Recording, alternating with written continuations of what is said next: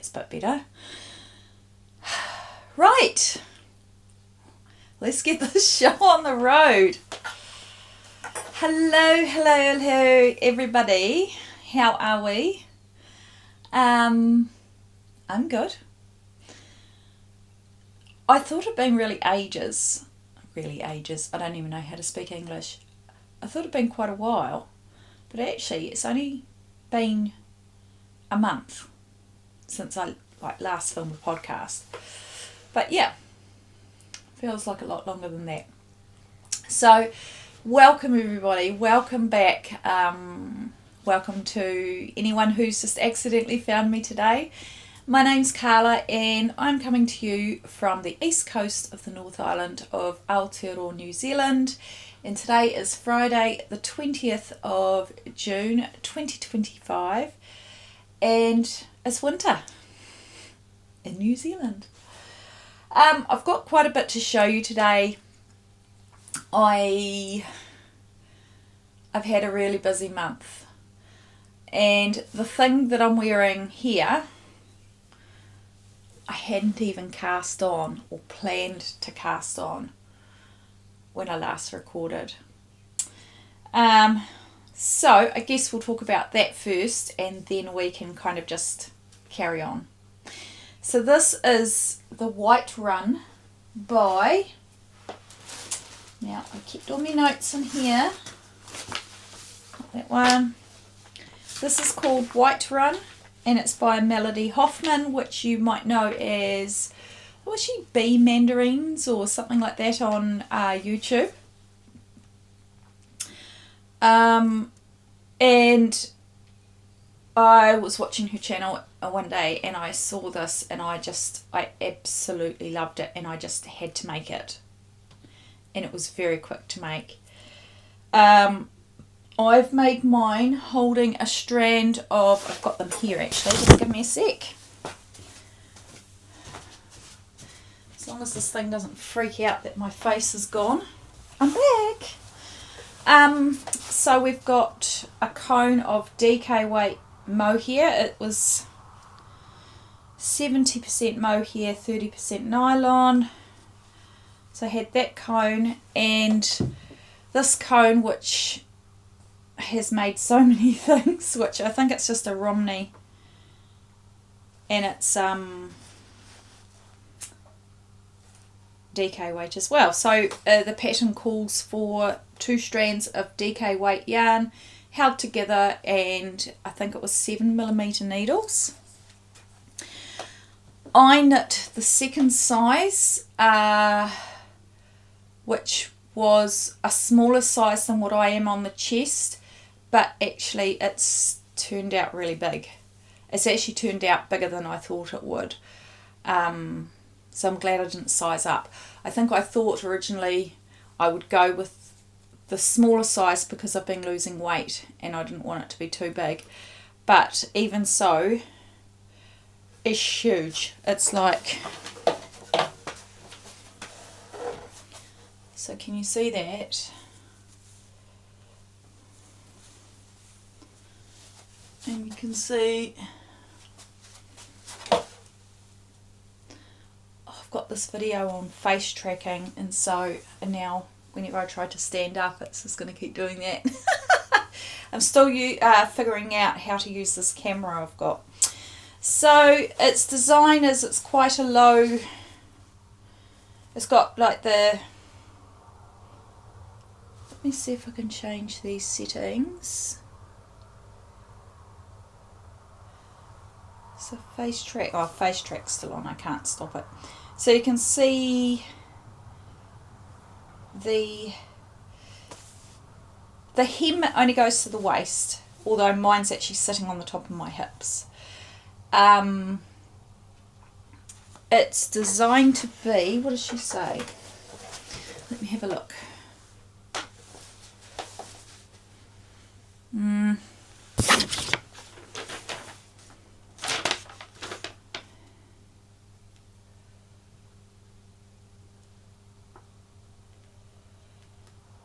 Doesn't say, but you can see anyway here what it looks like on there.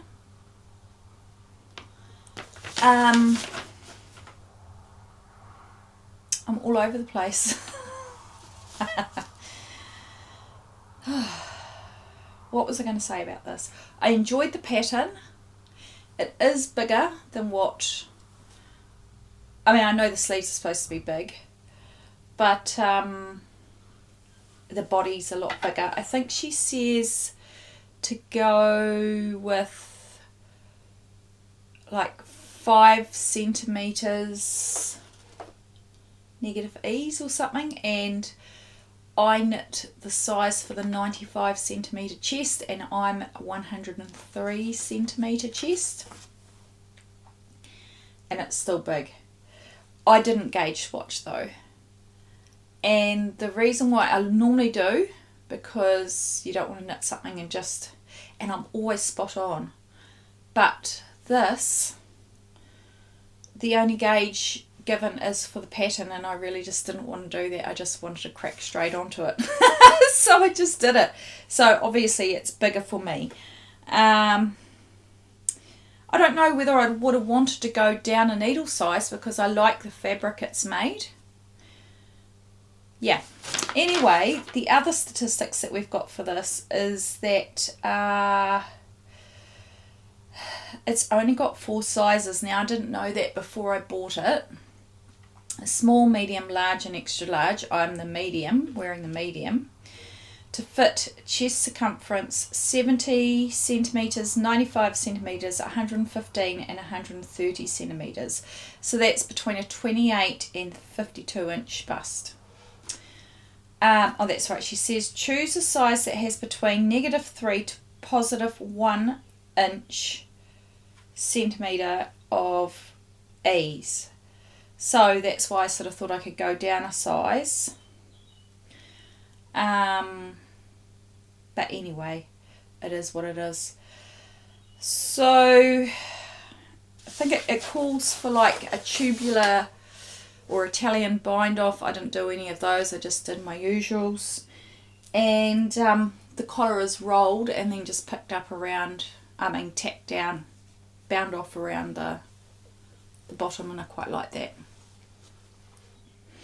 It's nice over dresses with, you know, you get dresses, I've got quite a few dresses with puffy sleeves, and yeah,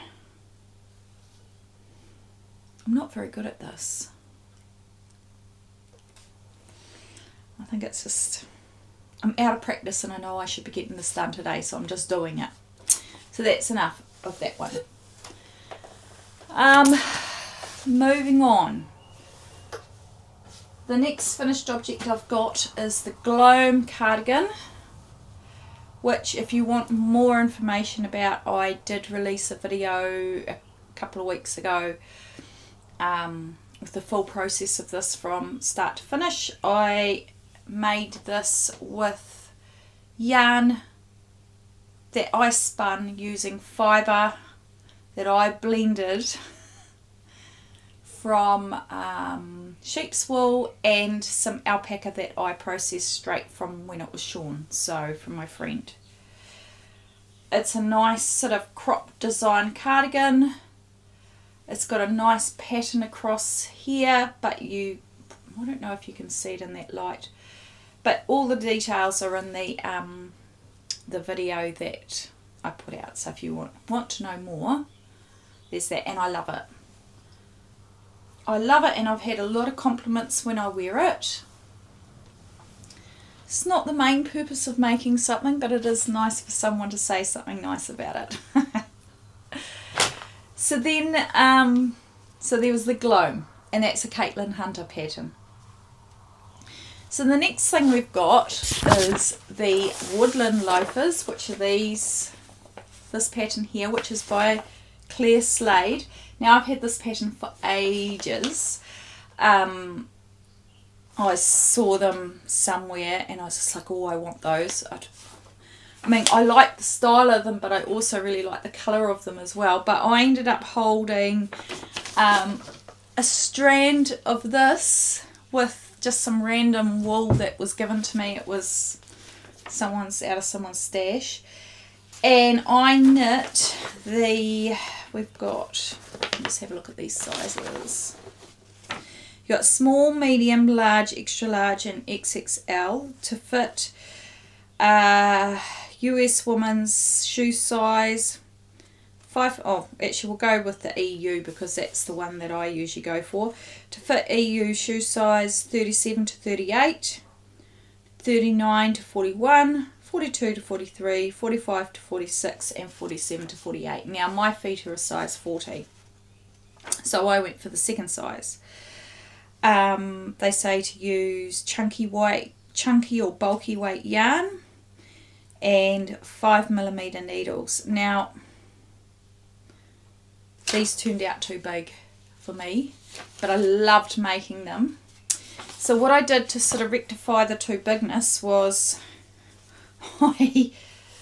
I got some of the wool fibre that I have for spinning, and I used a crochet hook to hook it into the purl bumps on the inside of the slipper, and then I threaded some hat elastic around the opening, and I'll put it up here and you can see, and it actually fits quite well, although I did give them to Evan, but I have worn them quite a bit. They're good, like with a pair of socks, they're good, but they are a little bit looser than I would have thought. Like there's a lot of fabric in the top, but they're nice, and it's a really, really cool construction. So they're quite quick. So I'm going to make the smaller size anyway because I thought they'd be nice, and then I can let Evan have those ones. Don't worry, there's two of them. They've been quite well worn. So we've got those. There's the Woodland loafers. There's the second one. And then we have the Nest socks by Songbird Handmade, which is Katie Herrod. I think that's her name. Sorry, I've got fluff in my throat. I just had to pick some bits off the soles because these aren't clean. I wasn't waiting to show you guys, I just wanted to wear them. So here they are. There's two of them. They fit lovely. They do slip off my foot. I think just, don't know, yeah. But they do slip off my foot, but that's okay. They're good for slouching around the house, and I have actually worn them with those slippers quite a bit too. The Nest socks are half fisherman's rib. The pattern includes instructions for a DK and fingering weight. She uses a shadow wrap heel, which I'd never done before, so that was cool. And this one here is the DK version, which I made using merino sock wool that I dyed last year sometime. So there's that one. What have we got next? Socks, Gloam, Woodland loafers, Whiterun. Oh, in the last couple of days I've made two things. I've made very quick items. So I've made this baby hat, and I'll tell you the details about that in a minute.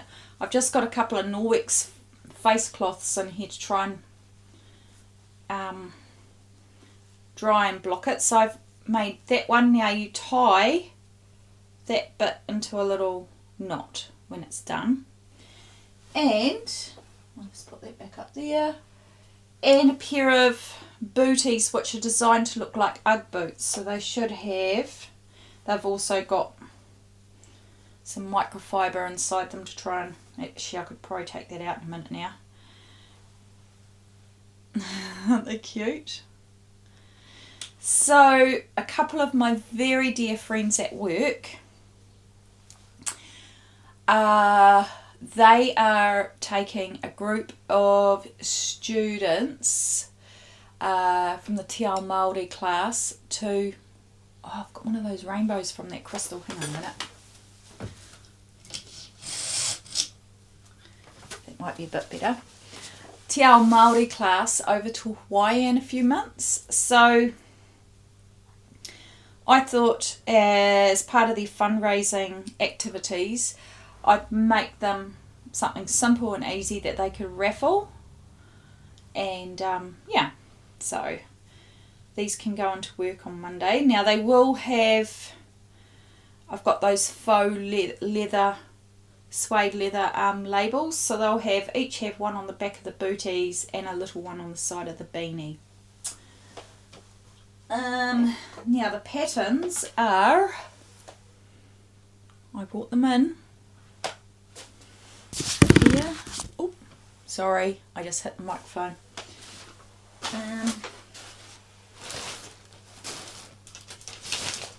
Here you go.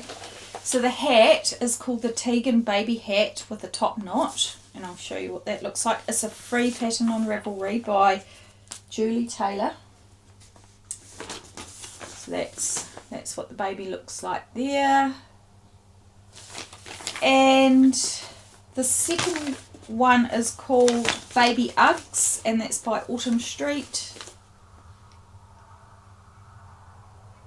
You can see those. Turns out they were actually the same colour. That wasn't on purpose. I just grabbed some wool that I knew that I had enough to make both lots with the same wool. And the wool I used is just was out of my mum's stash. It is an Australian yarn. Ooh. Oh, mess.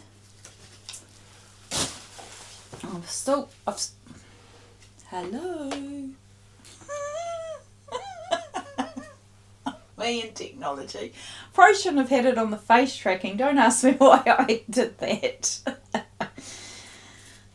So I had this, which is, it was from my mum's stash. It's Australian wool.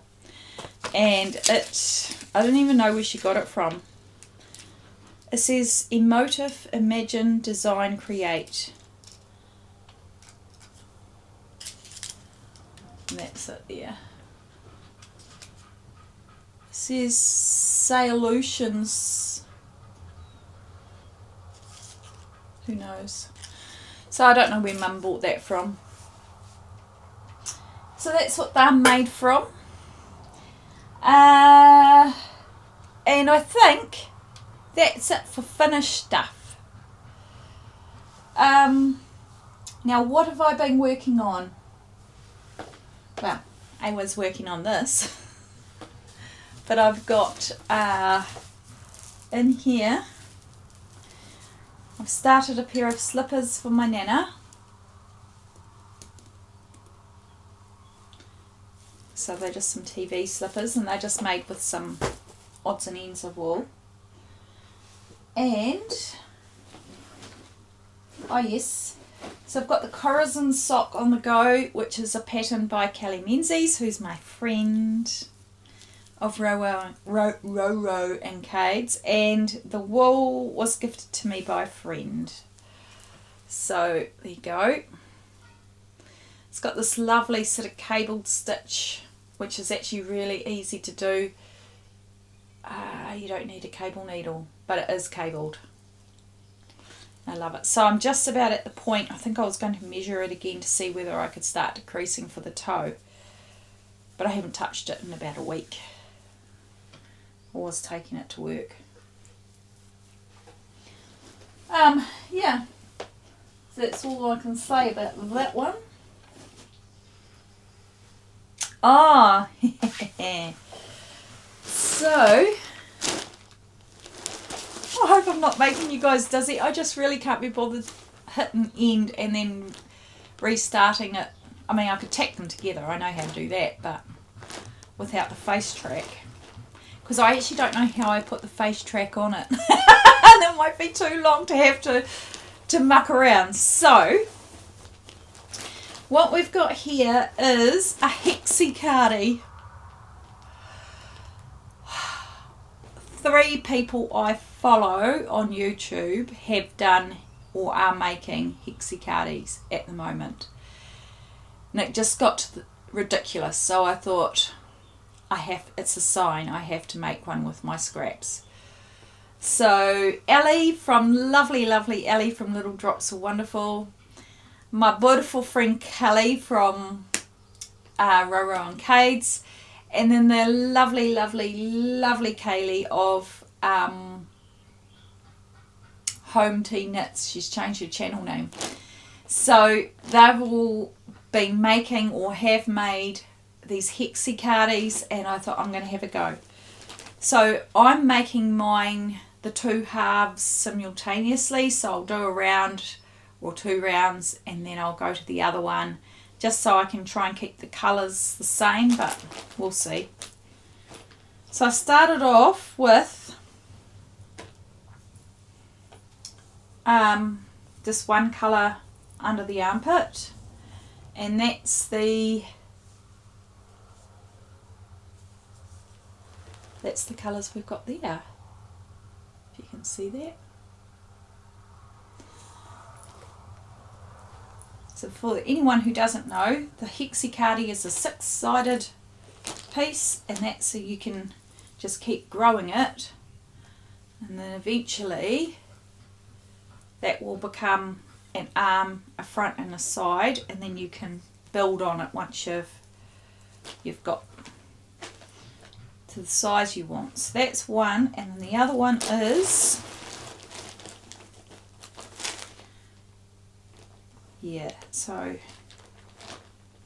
so the other one is the same, just a little bit less around. There I am there, and I just use these little stitch markers to hold the live stitch. So I've been really enjoying that. When I just feel like something a little bit different to do.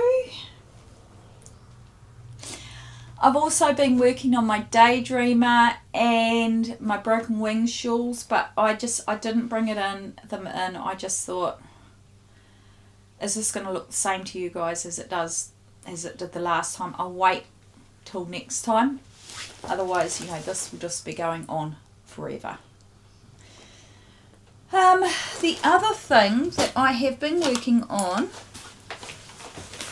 is a very old whip. Like, I started this before I started podcasting. I started this in 2020. And if you just give me a second, I'll show you. Where are you? So it comes from this book. Oops. Oi, follow me.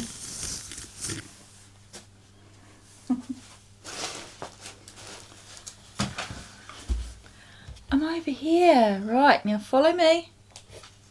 You can follow me.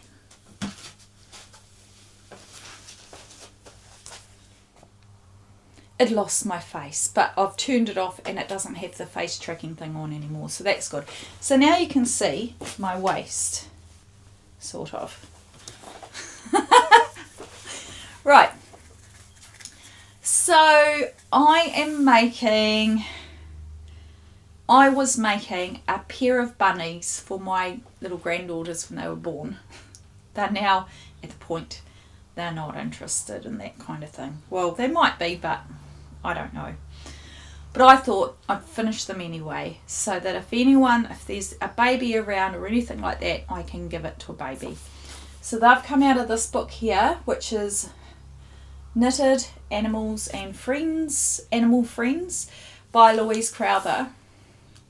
Now I've made the mouse, I've made the fox, and I've made, I love this book. Just looking at this is making me want to I've made Stanley the raccoon as well. But this is Tillie the hare. Okay. But I was just going to call them bunnies, rabbits. But so I've almost made the two of them. Like, they've been sitting there almost done for so long. Have a look. Let's move that. I had actually put a body together, but I found that the body and the head, they just weren't stuffed. Not arms. I hadn't made them tight enough. So I've pulled them apart, and with one of them I've restuffed her head and put some eyes on her, although she's still a little bit wonky. I'm not kind of sure, but that's her little head. And she'll have a nose embroidered on there as well. That's the other head. You can see the shape's just needed a bit more stuffing. So I've stuffed that head. I've got 2 bodies. I've got 4 arms. Where's the other arm? I'm sure I've got 4 arms done, but I didn't have any legs done. So I'm working on a leg. Look at the mess. And I thought I'd try and get this finished. So, I mean, I picked this up and I think there was like 5 rows on here. So I just sat there one night, just in between things, whenever I felt like doing something a little bit different. So there's those. My sister has got, her partner has 2 granddaughters. So he's got Iris, who is 4. I feel like she's 4. And then, what's the other baby called? I do know the name, but it's coming out, and that she's only a few months old. So maybe I could make matching bunnies for the little cousins. Let's see. Let me see. What else have I got? Oh, only a few more things. So I've got a pair of clots cut out, but I won't show you that because it's all just cut out over on that table over there. But I do have plans for a new knitting project, because even though I've still got those ones inside that I'm working on, including the cardigan, I can't remember what it's called now. More cardigan? Last night I just had this real intense urge to cast on something really interesting. So I've grabbed this, which is the Knit Love Shawl by Amber O'Brien. Now I've had this for ages in my library and printed, but I haven't got around to making it yet. So I was looking at my Ravelry library the other day and I saw this and I was like, oh, when did I get that? So I have decided that I'm going to cast that on, and it'll probably be tonight. And I'm going to use this as the lighter colour, if you can see that all right. And that is Moonlit Snow Plush Fingering, which is 85% extra fine merino and 15% nylon, superwash, 400 meters per 100 grams, and it's a mama wooling wool. This was the main skein of the midwinter advent that I got last year, and I didn't use it in the cardigan. So that's going to be the paler colour for the mosaic section. So there's like sections of mosaic knitting and then sections of lace. And then the rest is going to be, I just dyed these up last night because I really wanted to have a go. So it's going to be these. So they just need to dry a bit more. I've just brought them in from outside. So I've dyed these just using I used a mix of gunmetal grey and jet black because I figured that would be quite a nice contrast because it's got some similar sort of shades in this, but just very pale and washed out. So that's the plan. Where I'm going to put that. I'm just going to drape you over here. Don't get caught. Don't get caught. I've got a list, you see, and it's on the table, so I'm just looking. What does that say? Oh my gosh. Oh, and that's about it. I do have an acquisition. I ordered a dodgy bag pin. It must have been during, yeah, it was during May when Ellie was doing her May vlogs. And I was like, oh, I've been meaning to buy one of those for ages. So I've just popped it on the project bag that I was using at the time.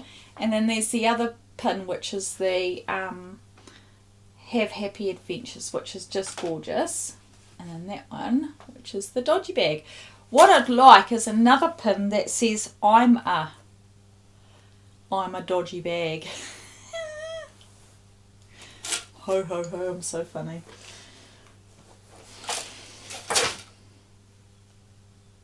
And that's about it. Not much, really. I keep looking around. I keep thinking there must be something. Oh, that's probably a bit noisy. Right. What else have I been up to? Well, early in May, a few weeks ago, sorry, not early in May. When was it? I did think about it. I had to have a tooth pulled out, which in itself, like before I even had the tooth pulled out, was the most, oh, it just made me so anxious. I don't go to the dentist. I should go to the dentist, but I don't unless I really have to. And 9 years ago, I was here. I think I just moved in with Evan, I think. Jess was at uni and I'd just been talking to her on the phone, and then I felt something funny down the back and I realised half my tooth had broken. And so before that, like when my wisdom teeth came up, they came up impacted, so they were growing that way, and they'd pop up, go down, pop up, go down, pop up, go down. So when I was 25, I had them both surgically removed, and as a result it had caused some decay in the back teeth, because, you know, obviously I wasn't able to get in to clean around there because this tooth kept coming up and down. And that was the last time I'd been to the dentist when I was 25. And then when I was 40 or 39, yeah, it would have been 39, that's when my tooth broke. So I went into the dentist and I had a root canal done and the tooth was capped. But ever since then I've had problems with it, just constantly, the nerves flaring up, being sore, and of late I just thought, let's just get brave, let's ring the dentist, let's get them to have a look at it. So I did that. She x-rayed, she said she could see some shadow down at the bottom of the roots, looked like the root canal needed to be redone, there was a bit of an infection. So it was like there's a crack in the tooth, and so I was on a course of antibiotics for that, and then I was booked in for the following couple of weeks later to have the tooth extracted. She'd given me two options actually. One was to have the root canal redone, which I did not fancy. That was going to be a very costly exercise. The third option, the other option was really expensive, and I can't remember what that involved, but that involved going to a specialist dentist in Tauranga, which is in another city. And it was going to cost me like 3.5, 4 grand. I was like, nah. No, I said to her, is getting it pulled out an option? She goes, oh yeah. So that cost me $450. So I booked it and got it out, and I just had so much trouble. So when I had my wisdom teeth out, I had a dry socket. And she'd said to me after, so when she'd x-rayed my teeth, she'd said that my roots are quite hooked. So they've sort of got like a bit of a bend on them. So she said it could be quite hard to extract, and they might have to cut the tooth into pieces to get them out without breaking off bits of root in there. And at the time she was telling me this, and I'm going, oh, you don't need to give me the details, because I'll faint if I have to know too much about this. This is just grossing me out. So she told me all this and blah blah, and sure enough they had to cut the tooth in 4, and at the end of the procedure she had to get a needle and just do a lot of poking around, because I was numbed up, didn't bother me, because she said my body doesn't bleed enough. So she said it's good for so many other things but this, because you need the clot to prevent the dry socket. And she said that might be why I got a dry socket when I had my wisdom teeth out. I was like, oh, okay.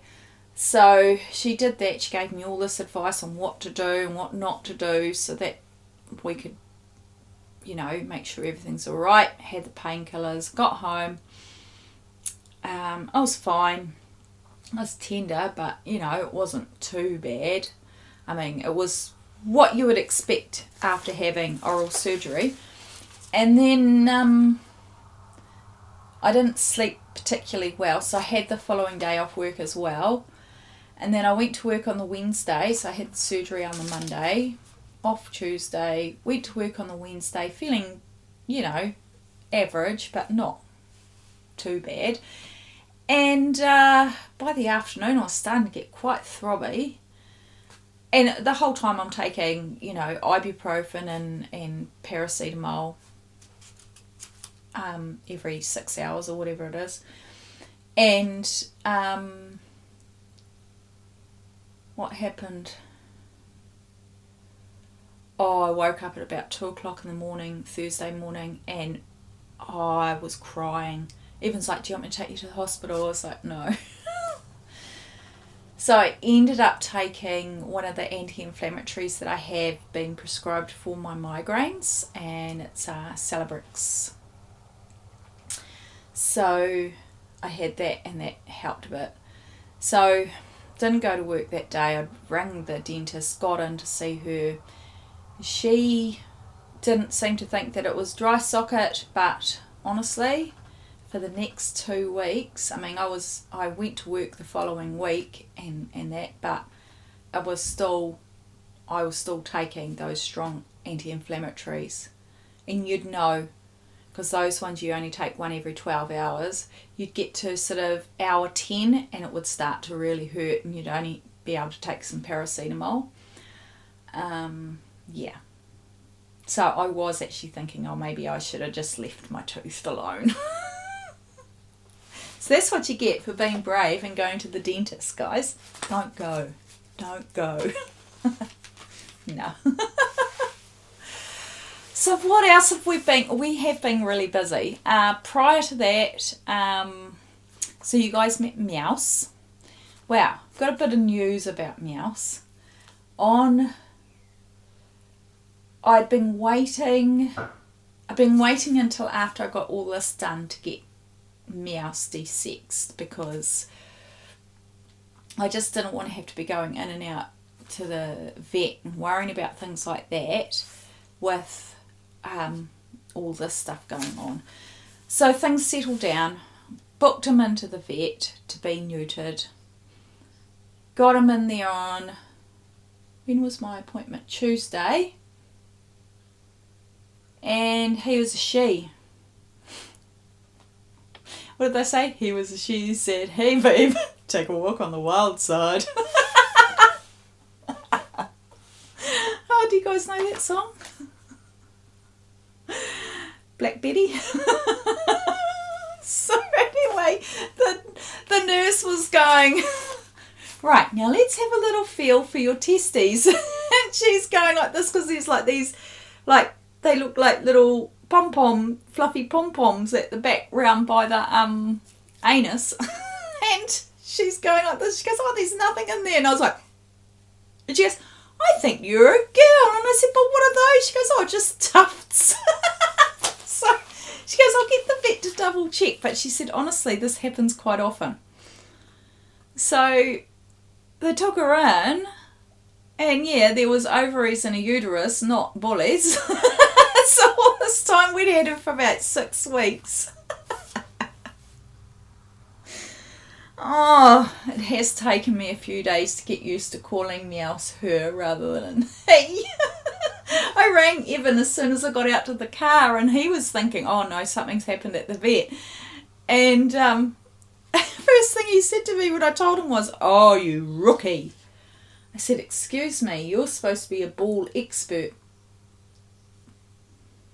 And you didn't notice. Everyone at work who'd seen her, you know, because she'd been hanging around school for about 6-7 weeks before I took her, and they all went, oh, but there was bullies. And I said, oh, apparently they weren't.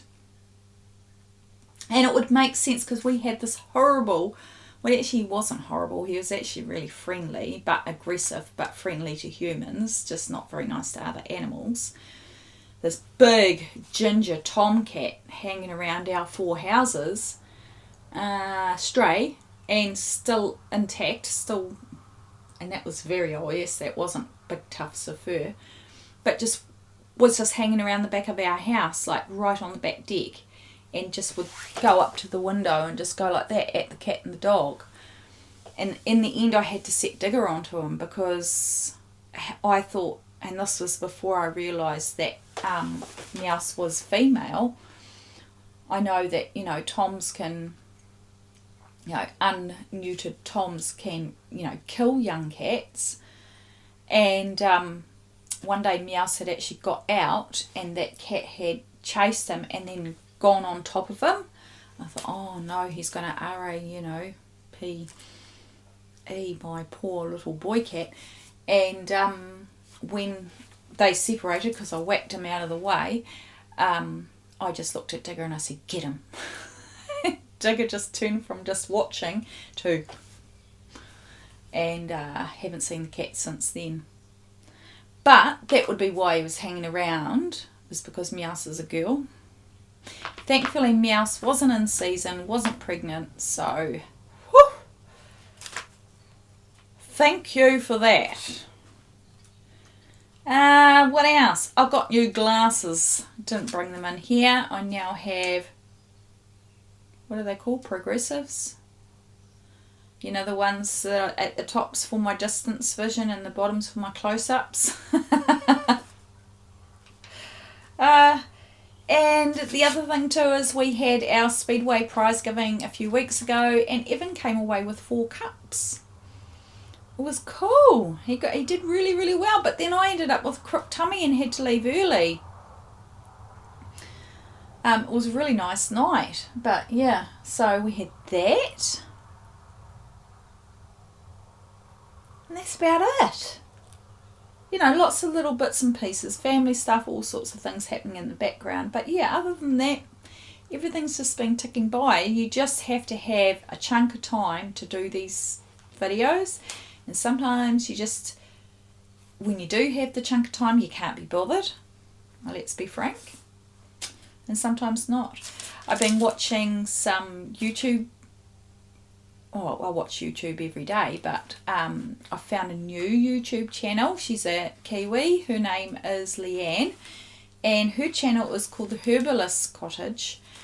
And she is a newly retired naturopath, and she's been just doing sort of like vlogs every few days of things in her garden, things that she's working on. She showed some knitting yesterday. Quilting, yeah, all sorts of really interesting bits. And she's a bit of a character. I really, really like her. So I'll link her in the description if you want to check her out. Yeah. And I'm looking at this list. Nothing else new is popping through. So I think I'm done. Yay! I can get this uploaded. So yes, that's all from me, guys. Thank you once again for stopping by. Thank you for all your love and support. Yeah. Let me know what you're working on, and don't forget there's that community tab. I'm not entirely sure how you find it, but I think if you just go to my, click on my profile and go to my channel, I think there's a tab that you can go on, and then you can post things. So maybe you could take a photo of what you're working on and show me what you're making. It would be really nice to have something that's just not just a one-sided conversation with you guys. Love to you all, and take care, and I'll catch you soon for the next one. Love you. Bye.